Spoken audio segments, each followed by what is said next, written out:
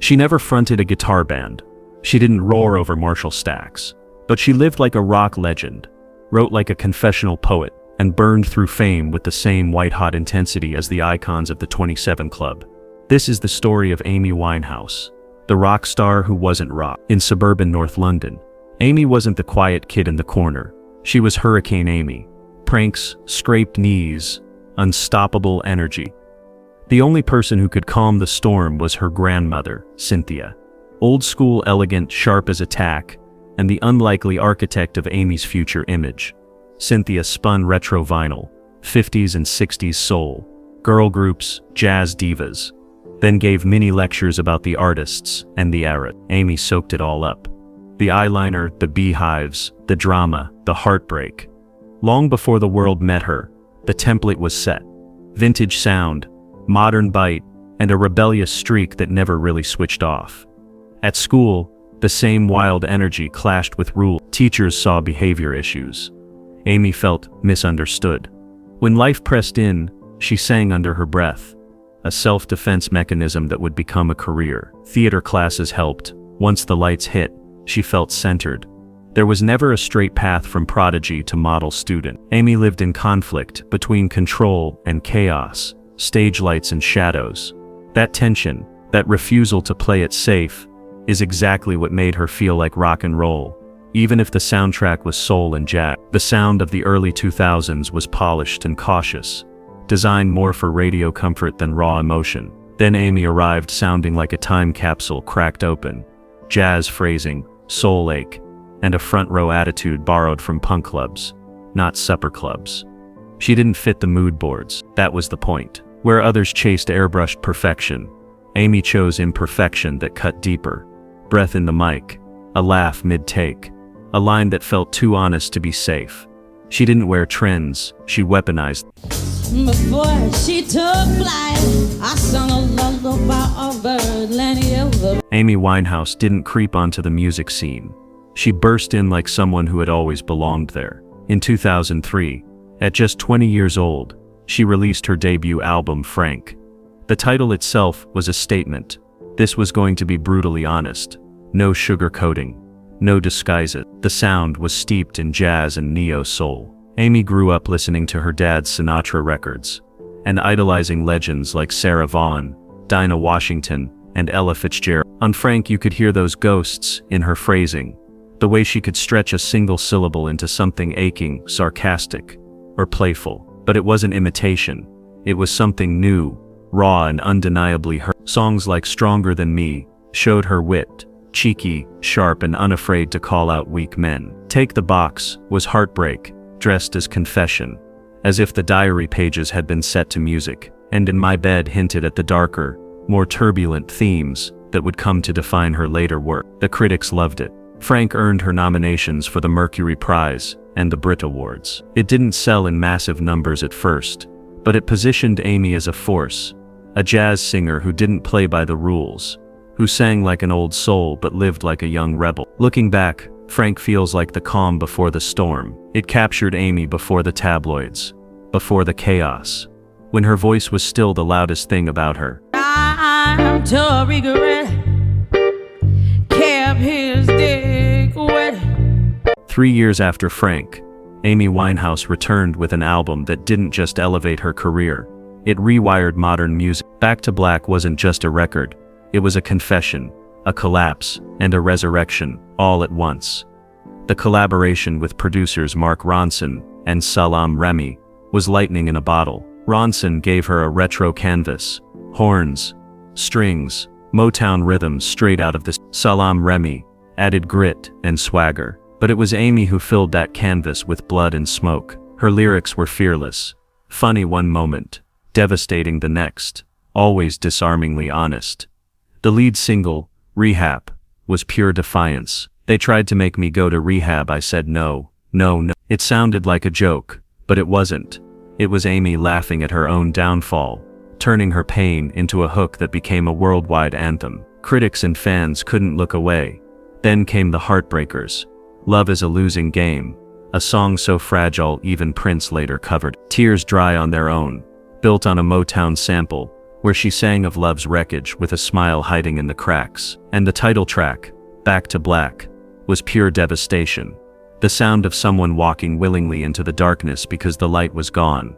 The album exploded. It sold millions, won 5 Grammys, and reintroduced soul and jazz to a generation raised on pop gloss. Suddenly, every label wanted the next Amy. Without Back to Black, artists like Adele, Lana Del Rey, and Duffy might not have found the same door waiting for them. But Back to Black was more than a success story.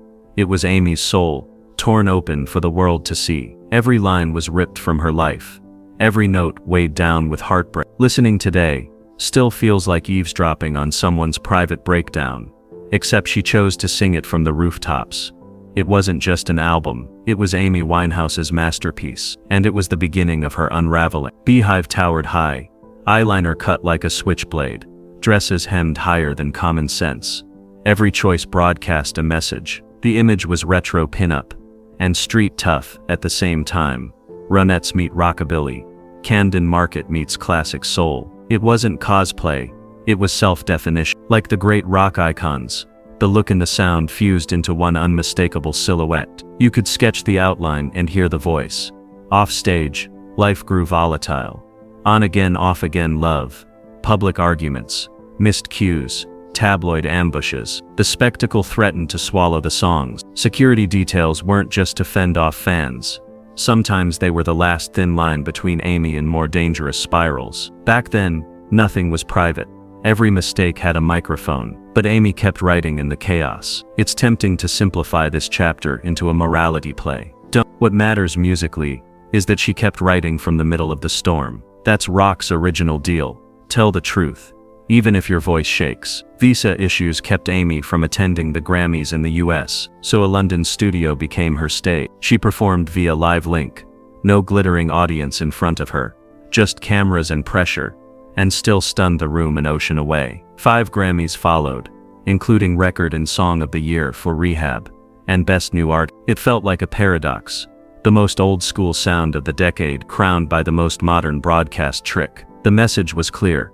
No distance could mute that voice. There were hospital stays, canceled shows, moments on stage when the spotlight caught more hurt than performance. The Belgrade concert became a flashpoint, a city's booze, a headlines feast, but the headlines never held the full picture. The medical warnings, the anxiety loops, the attempt after attempt to reset. She tried retreats, restarts, fresh surroundings, new songs. Sometimes it helped. Sometimes it didn't. The cycle is familiar across rock history. Pressure, escape, return, repeat.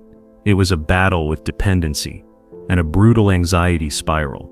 The specifics matter less than the pattern. The artist keeps trying. The machine keeps turning. When the news broke from Camden, London, it felt like a gut punch. Amy Winehouse, gone at just 27. Within hours, the street outside her townhouse turned into a sea of flowers, candles and handwritten notes. Fans stood in silence. Strangers hugged, and her voice spilled from radios across the world, not as background noise, but as an elegy. The headlines all said the same thing. Amy Winehouse joins the 27 Club. But she didn't fit neatly into that tragic lineage. She wasn't a psychedelic pioneer like Jimi Hendrix, nor a grunge martyr like Kurt Cobain. She was something else, a soul singer with a rock and roll edge, a woman who carried the past in her voice and the chaos of her time in her veins. Her family, determined that her story not end with a tabloid headline, founded the Amy Winehouse Foundation. Its mission was clear: education around dependency, support for young people struggling, and opportunities for aspiring musicians who might otherwise be lost in the crack. In that sense, Amy's voice kept working even after she was gone. 2 years later, a life-size bronze statue was unveiled in Camden Market. It captured her exactly as fans remembered. The beehive hair, the hoop earrings, the slight tilt of defiance in her stance. People still visit it daily, brushing the hand, leaving flowers, or just standing quietly, listening on their headphones to Back to Black. Her records remain pressed into vinyl, streamed by millions, rediscovered by new generations. That voice, smoky and wounded, still feels alive. And maybe that's the truest legacy. Amy Winehouse didn't just sing songs. She left behind a body of work that keeps whispering, shouting and aching with the same honesty that first made the world stop and listen. Amy wasn't rock by genre, she's rock by ethos. Defiance. She pushed back at the system, the industry, even at herself. Truth. She wrote the uncomfortable lines and sang them anyway. Risk. She didn't sand down the edges, she kept the splinters intact. Artists across scenes took cues. Lady Gaga's theatrical bravado, Florence Welch's cathedral-sized wail, indie bands covering You Know I'm No Good like it was born in a club at 2. Her records revived the live band, analog soul aesthetic in an era of laptop gloss.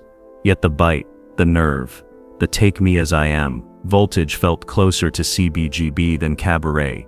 And she didn't invent that spirit out of thin air. Amy openly idolized Sarah Vaughan and Dinah Washington, but she also absorbed the edge of the Specials, The Clash, and even ska punk energy from her North London upbringing. She grew up listening to her dad's Frank Sinatra records, but by her teens she was also obsessed with Salt and Pepper, Lauryn Hill, and the raw honesty of Kurt Cobain. That eclectic cocktail, jazz phrasing, hip-hop rhythm, rock's rebellion was the foundation of her sound. That's why rock audiences embraced her. She didn't just sing songs, she staked a claim. Every myth risks turning a person into a parable. Resist that temptation. Amy Winehouse was not just the doomed soul singer or the queen of the she was a daughter who adored her grandmother, a London girl, who cracked jokes at rehearsals, a friend who could be wickedly funny and disarmingly kind. She was as capable of joy as of ruin, and sometimes both in the same hour. The tragedy is not simply that she lived, it's that she didn't get the decades she deserved, the chance to grow old with her music, to evolve, to surprise us, again and again. Imagine Amy tackling a stripped-down acoustic record in her 40s, or cutting a raw blues album in her 50s. We'll never hear that. That's the call. The gift is what remains. Songs that play like late-night confessions whispered in your ear, melodies that won't let go, even years later. Lyrics so personal they feel like diary pages, yet universal enough that millions saw themselves inside her heartbreak. Every time Back to Black swells, or Rehab struts, or Love is a Losing Game aches its way across a room, Amy lives again in those grooves. She wasn't a rock singer, but she understood why rock matters. Because honesty, once recorded, can outlive the person who paid the price to sing it. Amy Winehouse didn't just release records. She cracked open an entire decade. The early 2000s were glossy, polished, careful. Then came this hurricane of eyeliner, beehive hair, and a voice that could rattle plaster from the ceiling. She wasn't neat, and she wasn't safe, and that's why the world paid attention. Call it soul, call it jazz, call it pop. Rock will still claim her because she brought back the one thing every genre forgets when it gets too comfortable, the shock of the true. That's Amy's legacy. Not the scandals, not the tabloid headlines, but the courage to walk on stage, open her mouth, and let the storm inside her become music. It's messy, it's glory, and it's why Amy Winehouse will never fade into history. She will always feel present, alive, one verse away from breaking your heart all over again.